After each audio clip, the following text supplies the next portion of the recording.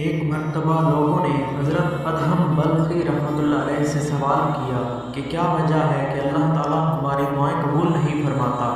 تو آپ رحمۃ اللہ علیہ نے جواب میں فرمایا کہ اس کی وجہ یہ ہے کہ تم اللہ تعالیٰ کو جانتے اور مانتے ہو مگر اس کی اطاعت نہیں کرتے، رسول اللہ صلی اللہ علیہ وسلم کو پہچانتے ہو مگر ان کی پیروی نہیں کرتے، قرآن کریم پڑھتے ہو مگر اس پر عمل نہیں کرتے،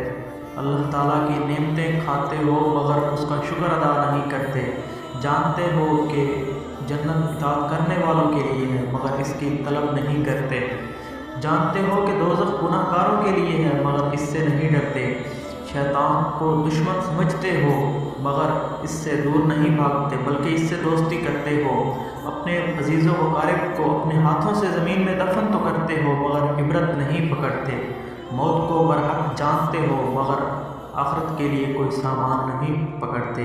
بلکہ دنیا کا سامان جمع کرتے رہتے ہو، اپنی برائیوں کو ترک نہیں کرتے لیکن دوسروں کی عیبجوئی کرتے ہو، بھلا ایسے شخص کی دعا اللہ تعالیٰ کیسے قبول فرمائے؟